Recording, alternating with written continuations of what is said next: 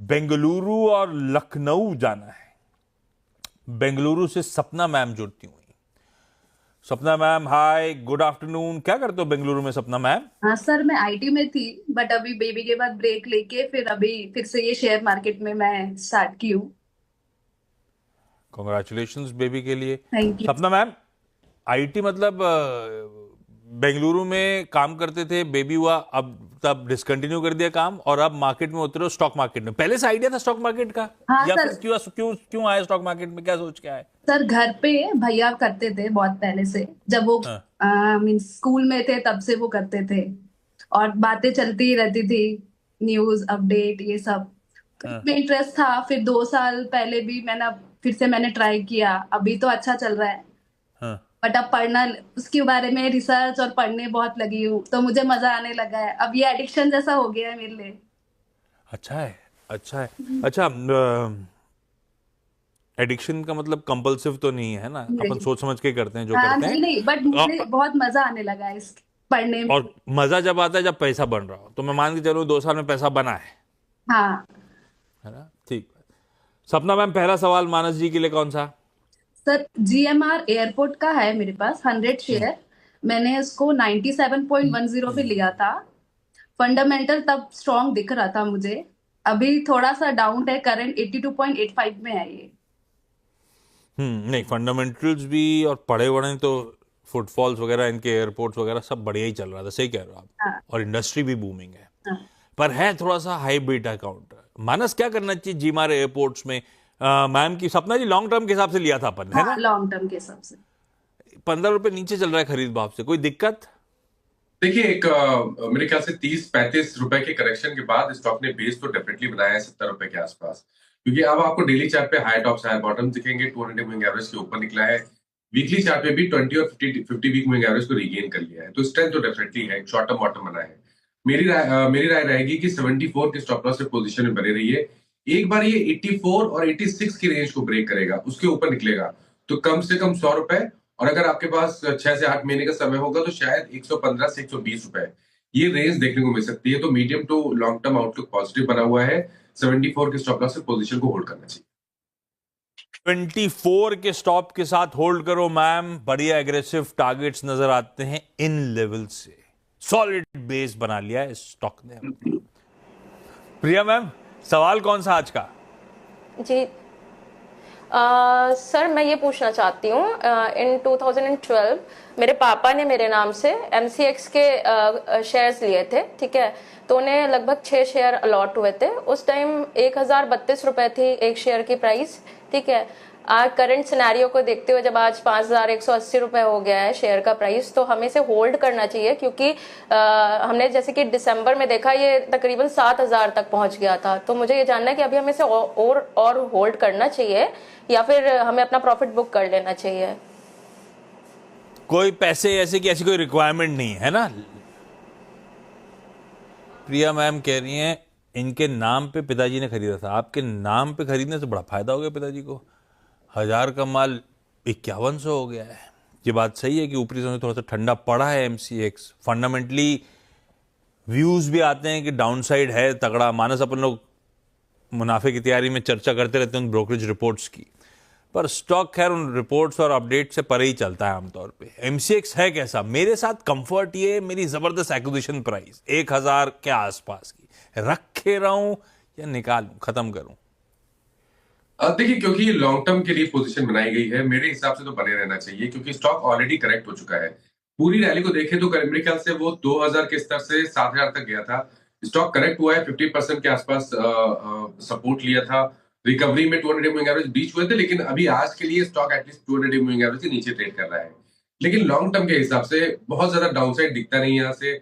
अगर एक worst situation की बात करें तो शायद 4400 4200 के लेवल्स देखने को मिल सकते हैं।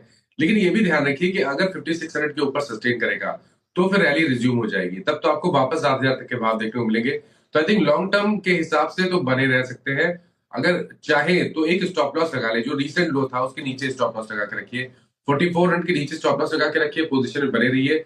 5600 के ऊपर 7000, और अगर आपके पास 1 से 1.5 साल का समय है तो who knows, अगर 7000 के लेवल के को ब्रेक करेगा तो शायद एक बड़ी रैली और देखने को मिल सकती है एमसेक्स में। लीजिए, रखिए मैम। बस ये है कि 4400 के स्टॉप लॉस के साथ रखिए, शायद और अच्छे अप मूव्स ये स्टॉक आपको दे। यहां से फोन लाइन पर नई दिल्ली से नेहा नायक जी जुड़ती हुई। Neha ma'am hi, good afternoon Neha ma'am. Neha ma'am, आपका सवाल क्या है? सवाल है, मैंने ग्लैक्सो के 50 शेयर्स 2021 में 1733 पे खरीदे हैं। 1733, ठीक है। हाँ, तो अभी मुझे मेरा ये सवाल है, मैं ऐड करूं या अभी प्रॉफिट तो है उसमें, तो निकल जाऊं या ऐड करूं? हाँ, GSK pharma, Glaxo SmithKline pharmaceuticals का स्टॉक दिखाइए। 1733 की खरीद, 2700 प्लस, हाँ 2750 पे खड़ा हुआ ये स्टॉक। माना सवाल चुना आपने, मुनाफा बांध लूं या और ऐड करने वाला काउंटर है, करना क्या चाहिए? देखिए, मेरे ख्याल से तो ऐड करने वाला काउंटर है, अगर आपके पास 1 से 1.5 साल का समय है, क्योंकि जिस तरह के पैटर्न बन रहे हैं, जिस तरह की रैली हमने पिछले करीब 2-3 मंथ में देखी है, उसको देख के लग रहा है कि जो ऑल टाइम हाई 3075 का है, इस बार उसको स्टॉक ब्रेक कर सकता है। और ये भी ध्यान रखिए, अगर वो ब्रेक होता है तो आपको करीब करीब 4100 या 4200 तक की रैली देखने को मिल सकती है। तो पोटेंशियल तो डेफिनेटली है। ये एक ऐसा स्टॉक है जिसको पोर्टफोलियो में रखना चाहिए। कभी गिरावट मिले तो खरीदारी करिए। स्टॉप लॉस आपको 2250 के नीचे ही लगाना है। टाइम का कोई इशू नहीं है ना नेहा मैम? 1-1.5 साल रख सकते हो ना? लो, नेहा जी चली गई। डॉक्टर साहब चली गई क्या? हाँ, नहीं। वो मानस पूछ रहे थे 1-1.5 साल समय दोगे आप तो और ऐड करने वाला है, आप दोगे ना? हाँ हाँ हाँ, बिल्कुल। हाँ, तो और ऐड करिए मैम। सही सवाल है आपका, जो रखा है उसको तो रखिए और जोड़ा जा सकता है लंबी अवधि के लिहाज से। सपना मैम के पास वापस बेंगलुरु चलते हैं। सपना मैम, अगला सवाल। सर, अभी एक जुबिलेंट फार्मा का मेरे पास स्टॉक था, मैंने उसको 889.81 में लिया था, 100 शेयर। करंट प्राइस 940 अप्रोक्स है। हाँ, 950 पकड़ लेता हूँ। 881 पे आपका खरीदा हुआ है, हाँ लॉन्ग टर्म के लिए, पढ़ लिख के सोच के लिया है। हाँ आईटी में काम करते हो, कोई आईटी पसंद नहीं आता आपको क्या? सर, अभी ये इंडस्ट्री आईटी तो अच्छी नहीं है बहुत क्या? गिरा हुआ है, निफ्टी का भी सब गिरा हुआ है। तो और आईटी इंडस्ट्री अच्छी है खराब है? सर, बैंगलोर तो वो आईटी हब ही है सर। तो उससे अच्छा बुरा कैसे पता चलेगा? सर देखो, आईटी में अभी तो एआई के थ्रू मुझे लग रहा है रिसेशन आ सकता है, इसीलिए मैंने ज्यादा इन्वेस्टमेंट नहीं किया है। एआई से आईटी धीमा पड़ सकता हाँ है ना? हाँ। अच्छा, जुबिलेंट फार्मोवा 881 बोला था शायद। हाँ, मानस क्या करना चाहिए स्टॉक में? लंबी अवधि के हिसाब से सोचा जरूर था। देखिए, 2018 में भी और 2021 में स्टॉक ने 900-950 के आसपास रेजिस्टेंस फेस किया था। फाइनली 2024 में वो जो रेजिस्टेंस था वो ब्रीच हुआ, 1300 के हाइस बने, करेक्ट हुआ और फिर वापस उसी रेंज में आके स्टॉक ले रहा है। मेरे ख्याल से तो लॉन्ग टर्म के हिसाब से एक बढ़िया पिक हो सकता है, यहाँ पर बने रहना चाहिए। अगर चाहे तो 800 रुपए के नीचे स्टॉप लॉस लगा ले। ऊपर की तरफ 1075 और 1100 की रैली के लेवल को ब्रीच करेगा तो नई रैली में शायद 1300 के लेवल को ब्रेक करके 1450 की तरफ जाने की कोशिश करेगा। टाइम फ्रेम बड़ा रखे, 800 रुपए स्टॉप लॉस लगाए और बने रहे पोजीशन में। तो सपना मैम सही कह रही है, रीजन जो भी सही कह रही हो, आईटी की धुलाई तो बहुत हो रही है, अच्छा ही हुआ नहीं है पोर्टफोलियो में। और पेन, कंसर्न्स, अनसर्टेनिटी सब सामने खड़ा है आईटी के। प्रिया मैम, अगला सवाल। सर, मेरा नेक्स्ट क्वेश्चन है कि सर 2023 में एडवांस एंजाइम के हम लोगों ने शेयर्स लिए थे, ठीक है। तकरीबन 30,000 रुपए लगाया था और तब शेयर का प्राइस 300 रुपए था। और आज की डेट में देखें तो एक शेयर का प्राइस 280 रुपए हो गया है। हालांकि बीच में 533 तक भी गया था ये, तो इसे होल्ड करना चाहिए या लॉस बुक कर लेना चाहिए? एडवांस हमने मतलब किसने? आपने अपनी बात कर रहे हो? हम मतलब जी बिल्कुल, मैं अपनी बात करूँ। मैं और मेरी कुछ फ्रेंड्स थी, हम लोगों ने मिलके इस पे डिस्कशन किया था और हमने साथ में ही इस पे लगाया था सर।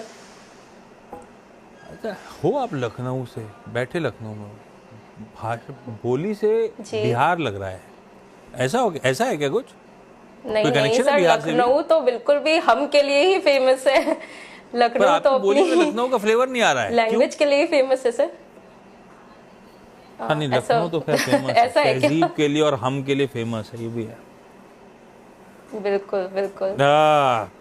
प्रिया जी की वाणी से लग रहा है कि लखनऊ का फ्लेवर माना था आपको? बिल्कुल लग रहा है। देखिए, हम जब आदमी बोलता है तो ज्यादातर उम्मीद रहती है कि वो लखनऊ से एक ऐसा होगा। नहीं है, वो राजस्थान के रॉयल्स भी अपने आप को हम बोलते हैं वैसे। अच्छा। अच्छा, मानस, ये एडवांस एंजाइम लिया था 2023 में प्रिया जी और उनकी कुछ सहेलियों ने। ये 100 स्टॉक सबने मिलके लिए हैं, 100 आपके हैं, बाकी सहेलियों के अलग हैं? नहीं नहीं नहीं, सब ये सारे मैं अपनी ही बात कर रही हूँ। बाकी मतलब मेरी कुछ फ्रेंड्स भी थी जिन्होंने साथ में सर इसको परचेज किया था। सॉल्व हो जाएगी भाई। 300 की खरीद है मानस, क्या करना चाहिए एडवांस एंजाइम में? टाइम हो गया 2 साल, मामला तो वहीं के वहीं है। तो देखिए, व्यू तो बहुत ज्यादा पॉजिटिव नहीं है, क्योंकि लोअर टॉप लोअर बॉटम के साथ स्टॉक अपने इंपॉर्टेंट मूविंग एवरेज के नीचे ट्रेड कर रहा है। Medium to long term outlook भी पॉजिटिव नहीं लग रहा है। देखिए, रिवर्सल के लिए कम से कम 380 के लेवल को ब्रेक करना पड़ेगा, तभी यहाँ पर मीडियम टू लॉन्ग टर्म का ट्रेंड बुलिश होगा।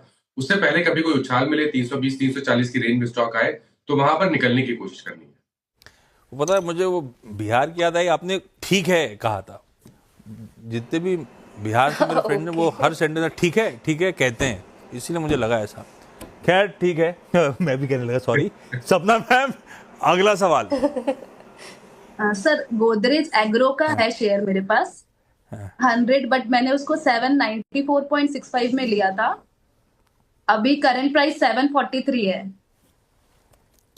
गोदरेज एग्रोवेट हाँ 740 पे खड़ा है, 800 के करीब खरीद थी। हाँ सपना मैम, क्यों लिया था गोदरेज एग्रोवेट? सर, फंडामेंटली मुझे बहुत स्ट्रांग लग रहा था ये, और मैंने अभी मींस आई थिंक 4 मंथ्स पहले ही लिया था इसको, तब तो ठीक ठाक था, अभी गिरा है ये।